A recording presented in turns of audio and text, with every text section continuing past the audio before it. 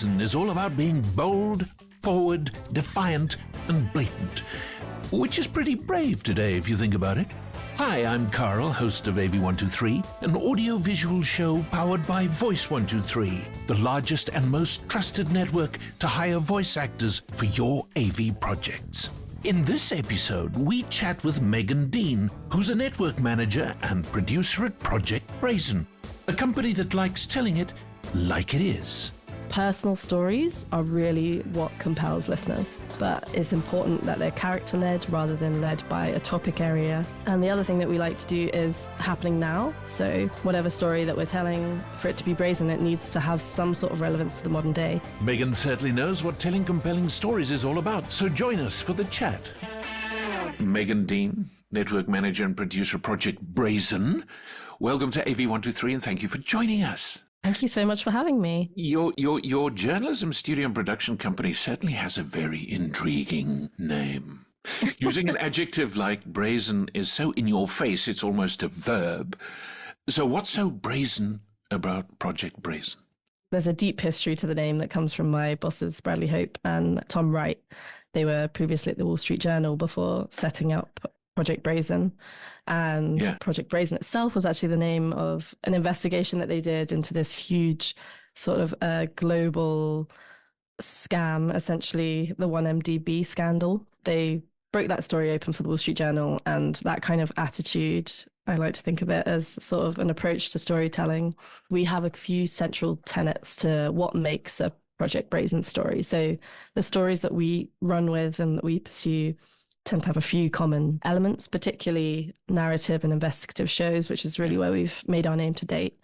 And those sort of pillars are, firstly, big characters are absolutely crucial. They form the lifeblood of a story. What we don't like to do is just cover a topic area.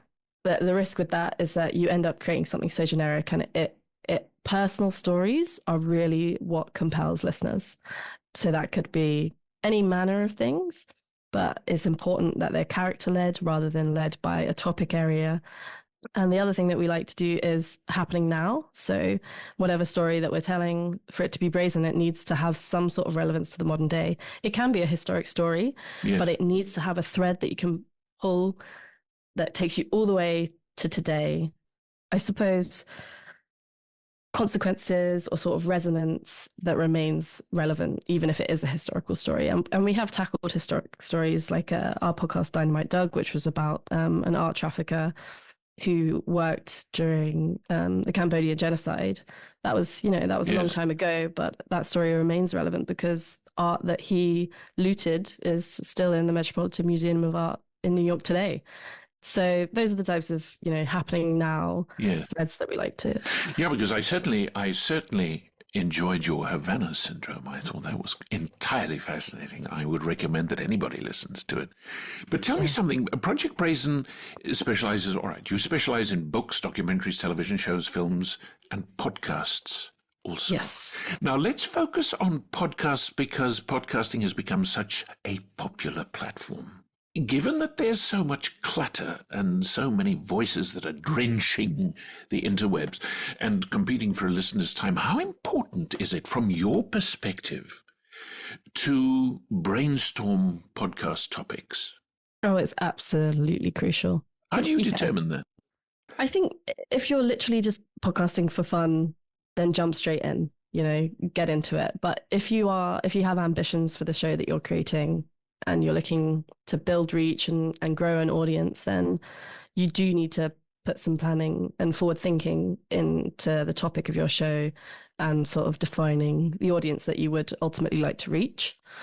You can articulate your podcast's uniqueness, the value that it's bringing in a very cluttered market, as you said, and it gives you a chance to think about articulating that not only in audio, like we're conversing in right now, but you also want to nail it down in written format as well, because your show description is really important, as are your episode descriptions. So forward thinking in terms of planning your topic, it makes you step back and think about what can I create as a long-term offer? How far can I take this topic? You don't want to run out or burn through all your material in your first 3 episodes. No. So your topic needs to be something that really has legs. How do you determine that? How do you determine what has legs? How do you know, or how do you start? How would you advise a client, for example, that something they are planning is compelling? It's very personal. I think what makes a compelling podcast is quite a personal decision, but it also comes into what you're looking to create. Like the advice that I might give to someone planning an interview-based show would be very different to someone planning an investigation-based show. Yes. So I think often it needs to be story first. So Yes. those are character-led rather than topic-based. Now, when you say character-led, Yes. what are you saying? I think it's about storytelling in a way that's personal and that really resonates, because whether you're, creating an investigative show or a branded or a commercial podcast, that story is what will make you unique from others. So it's what lends your show authenticity, essentially. So the first is character, as I said. In nonfiction, that's going to be real life characters with interesting stories, interesting life experiences, big personalities. If you're creating a fiction podcast, then you need to create relatable, multidimensional characters. And then you also want to then use your character to shed light on a bigger story. So they're almost a narrative tool, a way into a larger theme or topic. So if you lead with the topic, your show is going to be kind of hard to connect with for listeners, and you risk becoming a generic, but using a personal story as a way in will help really bring it to life and make it more straightforward for a listener to engage with. For Brazen, our real focus is the storytelling and the narrative, but it will depend on the kind of show that you're trying to make. Like format is also a big part of it. What sort of formats work? It's actually been a bit of a learning curve for us. We started, some of our initial shows were sort of 8 to 10 episodes. Recently, we've been experimenting with shorter narrative shows, so 4 episodes, because not all stories can and should sustain, 10 episodes. Yes. Some are going to benefit from actually a shorter runtime, like 4 half-an-hour episodes. That's a recent show we made called The Professor. We felt that was best suited in a shorter sort of storytelling format. Let me stop you here for a second and aim this question at our listeners quickly. Are you an audio producer?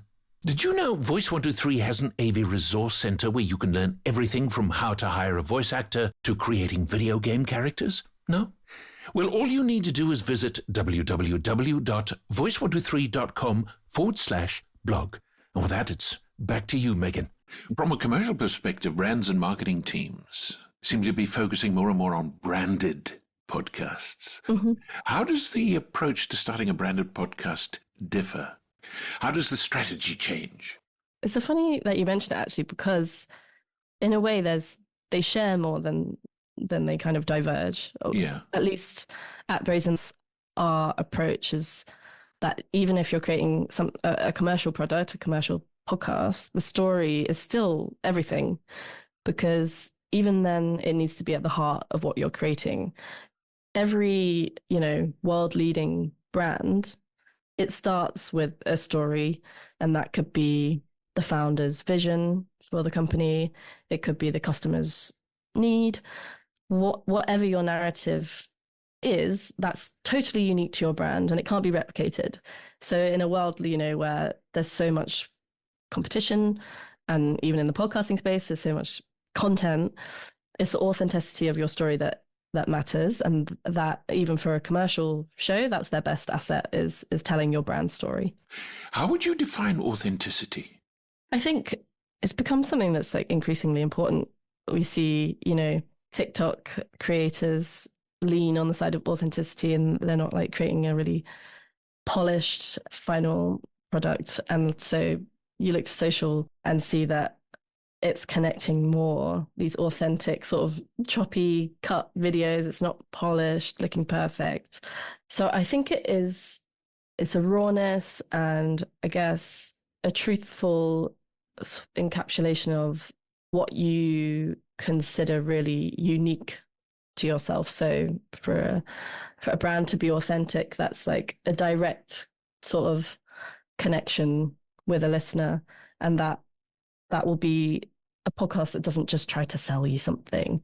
They'll be really articulating why, the story behind a brand. And I've tied myself in a knot there. Let me release you from the knot and ask you this, because it's interesting the way podcasts are going, and both you and I have listened to plenty, and what defines its compelling nature has to do with authenticity, but authenticity isn't necessarily dependent on audio quality, because here the two of us are having this conversation expensively using great equipment. Does that matter? That's a tricky question.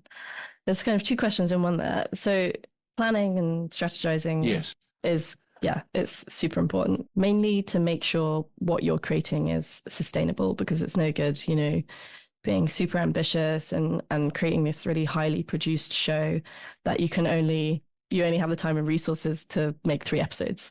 So making a show sustainably can, depend on the format, and it'll also require making things like a production calendar and a content calendar that that you can actually achieve and you can deliver on. So a content calendar will sort of set out plans for each of your episodes, guest bookings or interviews, and outlines of a topic, release dates. And then I'd also recommend having a production calendar, which will actually track your physical production, the actual making of the thing.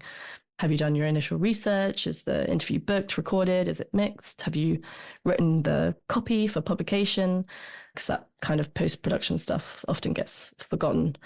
And inevitably, sorry, go ahead. No, I'm sorry I interrupted you, but I just wanted to ask, how produced should a podcast be? Gosh, totally depends on the target audience and what you want to achieve with your show.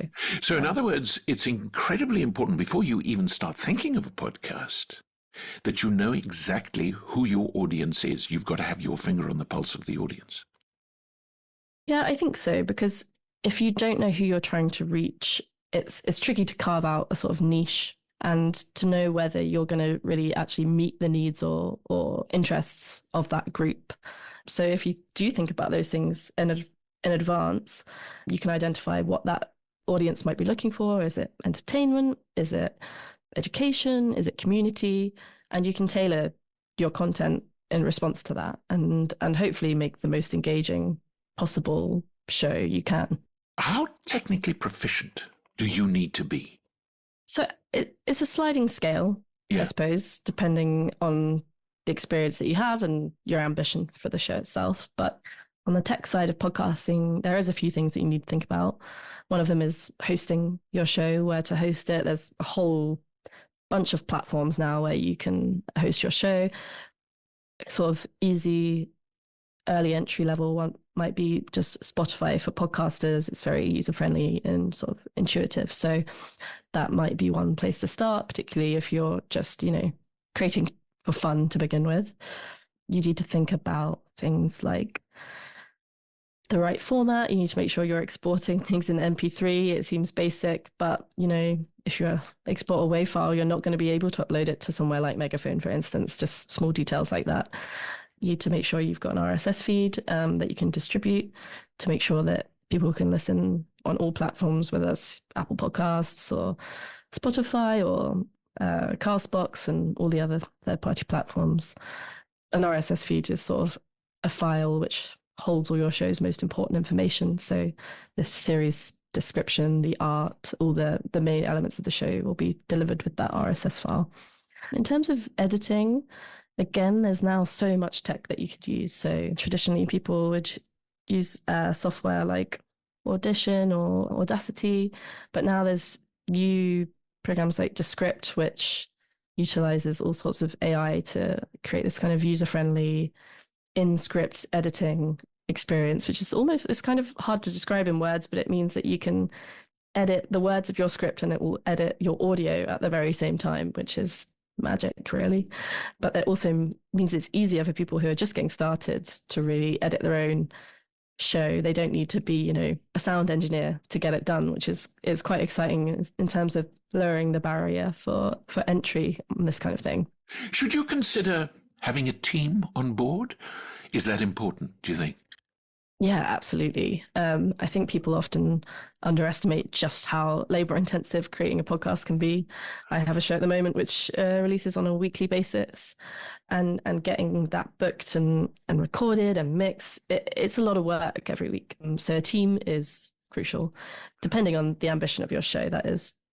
Let me ask you another question, and then I'll get off the whole technical side of it, but it's actually rather important because a lot of people think they can blindly leap into this and then it ends up blowing up in their faces. So in your experience, in terms of what you've done and what you do at Project Brazen, what sort of must-have equipment and software should one really have, knowing that there is so much available and there's so much out there? So your absolute essentials is obviously a microphone. A good quality microphone is the best place to start. We use Rode microphones at Project Brazen, also Shure mics, and in the studio itself, we have sort of broadcast standard Neumann microphones. These are obviously top end and pretty eye-wateringly expensive, but Shure and Rode both have great options for sort of lower budgets. The one thing I would say is, please, for the love of God, don't use your AirPods to try and record things. It sounds absolutely horrendous. Please get a proper mic. I'd also say a little handy Zoom recorder. I'm trained as a journalist initially. I love Zoom recorders. They're so useful. You can take them out for field recording as well as studio recording. Field recording, does it add authenticity? Is it a must-have? Yeah, I think if your show is an investigation type show, a narrative show, then often field recording is really great for capturing sort of atmospheric scenes. You might want to follow your reporter or your producer into the field, get some on the ground recordings. That, I think, can really add to the excitement of a show if you feel like you're there with them. Yes. But for other shows, chat-based shows, nice, clean studio recorded sound is great, and it makes for a pleasant listening experience. What should you have ready when preparing to launch your podcast? What do you need lined up? So we've talked a bit about the kit, but there are other things that you should try and have ready for the launch of your show. One would be cover art. Although podcasts mostly deal with audio, the visuals are really important, particularly for the presence of your show in apps like Spotify or Apple Podcasts. You really want to make a splash, and part of that is the visual identity of your show. You don't need to be an expert designer, although that helps. Simple things like choosing a font and consistent color schemes across all your visual assets for a show will help. I'm not an expert here, but I know there's also sort of a safe zone in design assets where you can put text. And if you follow those types of rules, it will mean that your content will be well suited for social and other platforms. You won't end up with words getting cut off and whatnot. So that's something to think about. So even if you're not a company, you still need to brand your podcast. Yeah, I would really encourage it. I think having a visual identity, whether that's a brand or otherwise, it's just another way for listeners to engage with what you're creating. And they will come to associate repeated visual triggers with that show, whether that's color scheme, a logo, or the cover art. Now, here's a real humdinger for you. How can new podcasters promote and grow their show's audience? People often, this is a huge question in podcasting, because sometimes it seems like a bit of a black box where you throw in your content and you have to hope for the best. But there are some tried and tested ways of promoting new shows, even though there's thousands of them out there. One, I would recommend having a social media presence is important. It's not the be-all and end-all, but it can be helpful. And if you can create some sort of light lift social assets, repurpose stuff you've already made or recorded for places like TikTok or Twitter or Instagram, then do it. Are those the big three? Yeah, we predominantly use those three platforms, yeah. All right. The other really important thing is cross promotions and swaps. So that will involve connecting with your fellow podcast creators and trying to arrange cross-promotional activities. That could be swapping an ad, it could be placing an episode in each other's feeds, but that's a really good way to reach and expand your audience. Following on from that, what would you say are some of the most common mistakes that aspiring podcasters should best avoid when launching their shows? One thing that I've learned in the process is don't leave your promotional activity until after the show has launched. It can be really easy to get caught up in the production and getting into the nitty-gritty of that and then leave your promotion till afterwards. But a lot of really powerful tools for promoting your show, they actually have to be prepared in advance. So whether that's reaching out to reviewers, they need advance time to review your show. Also, sort of promotional placements in apps like Apple Podcasts or Spotify, that requires lead time as well. You need to make those requests weeks in advance. So try and think about those and do a bit of forward thinking to ensure that you get the best out of those opportunities. So there's actually a lot of preparation that needs to be done before you even start. Yeah. Then my other number one tip, I think I've said it already, but make your workflow sustainable, particularly if you're planning an always on show. You'll probably underestimate how much work is involved, but the more sustainable your show is, the more likely you are to find success. And it can take quite a while to reach your target audience. So you need to give yourself a decent runway of a good few episodes for you to start growing your audience. So that's something to bear in mind as well. For you as a professional podcaster and a professional podcast producer, how has AI helped you? That's a really interesting question. AI definitely is a tool that I use pretty frequently. I would say one of the main ways I personally use it is transcription services. So they do an amazing job. We obviously deal with so much tape and so much interview sort of footage in a lot of the shows that we make. And having that automatically transcribed, it's incredibly accurate now as well. We use mostly Rev, but Descript has transcription services as well. It's a huge time saver. I imagine in the past, transcribing things by hand must have been such a time suck. So yeah, I use it. One can hardly imagine. I know. And the other way I use it is also creating social assets.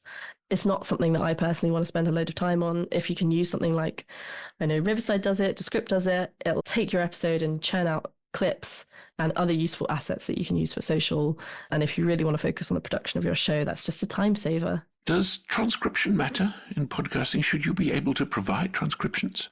Yeah, I would definitely encourage shows to provide transcriptions where you can. It's good for accessibility, and it's also good for searchability to have transcripts, say, on your website. So yeah, I would recommend creating those. As a final question, Megan, let's imagine for one moment that here I am, a complete newbie, and I come to you and I say, what should I do first? What would you tell me? I think my first piece of advice would be to really nail down your concept. So your show description, really spend some time thinking about it and making the conception of your show as clear as possible, because it will guide the rest of your episodes and it'll become sort of lore for your show. So really understanding what the show is and what you're trying to create will help keep it nice and tight to that original sort of ambition. Try to really nail that down before you get started, and it will help you along the way. Megan Dean of Project Brazen, thank you so much for joining us. Thank you for having me. It's been a real pleasure. And to all of you listening to the show, remember, if you ever need a voice acting maestro to bring your AV projects to life, head over to voice123.com. It's free to use, so you can hire voice actors for any project, or you can get our managed services to manage your project from A to Z. We'll be back with another show soon, so keep watching this space.